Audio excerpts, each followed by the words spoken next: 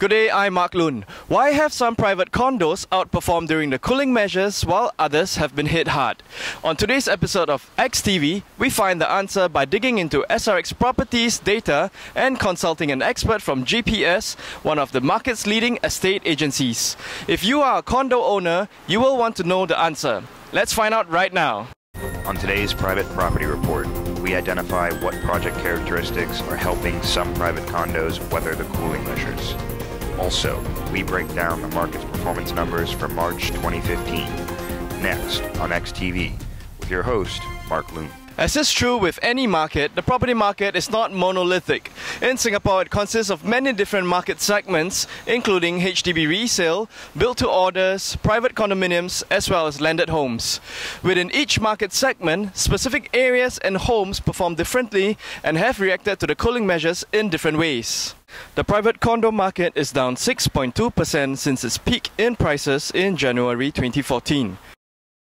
January 2014 is a significant date because this was the turning point in which the total debt servicing ratio, or TDSR, was able to break the back of condo prices overall.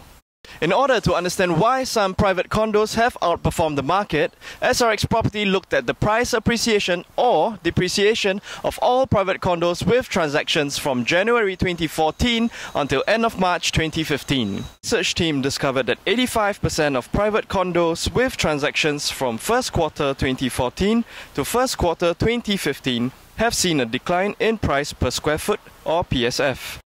For example, as we reported 2 programs ago, Ardmore Park declined 23% due to the cooling measures and the supply and demand characteristics of the neighbourhood. In contrast, 15% of private condos have actually experienced an increase in PSF. So why have some condos seen a price increase during the cooling measures while most haven't? According to SRX Property Research, a condo has a chance to outperform the cooling measures if it was underpriced prior to the TDSR. This usually meant it was older in age, a 99-year leasehold, or was lagging nearby similar projects in terms of PSF. The private condos that shot up in price prior to TDSR tended to be newer. Singaporeans were looking for good prices in projects that no longer attracted large number of overseas buyers. As a result, Singaporean buyers and investors bid up those prices on a relative basis to similar but older projects. When TDSR hit, that cut demand significantly. As a result, the higher the price above the fundamental value, the further it would fall. The neighbourhood CMA is case in point. The Melville Park condo has the right combination of age, tenure and relative price so that it continued to increase in price while the other condos declined. Each neighbourhood has a fundamental price for similar projects. Sometimes a project gets priced above its fundamental values, and sometimes a project goes below its fundamental value. Over time though, the price of similar projects tend to equalize. Melville Park is an example of a condo whose price is still equalizing with similar projects nearby. Before TDSR, Melville Park, which is older and 99-year leasehold, was not as attractive as its younger neighbours.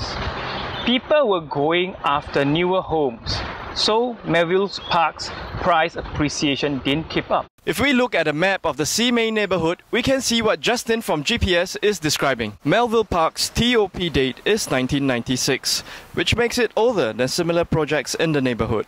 Also, it is a 99-year leasehold, so it never had the price premium that people pay for freeholds. Remember that as prices shot up, so did freehold price premium. Now let's look at the relative PSF.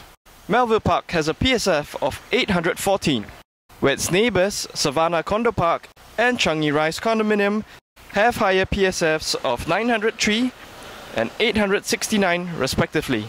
Sunhaven, the only freehold condominium, has the most expensive PSF at 976. It's possible that Melville Park still has some room to grow as it equalizes in price to that of its neighbours. It's also possible that some of the neighbouring projects could come down in price. Now let's review the private property numbers for March. According to SRX Property, private residential resale prices dipped in March 2015 compared to February 2015. March 2015 prices were down 6.2% from the recent peak in January 2014. Year-on-year, prices have dropped 3.9% from March 2014. Year-on-year resale volume was 18.6% higher compared with 371 units resold in March 2014. Resale volume is down 78.5% compared to its peak of 2,050 units resold in April 2010. Overall median transaction over X value, TOX, remained flat. Overall median TOX remained negative $10,000 in March 2015. And that concludes our analysis on the private condo market. If you want to see how well your condo is weathering the cooling measures, we encourage you to check out X Value and X Valuation for your home on srx.com.sg/sell.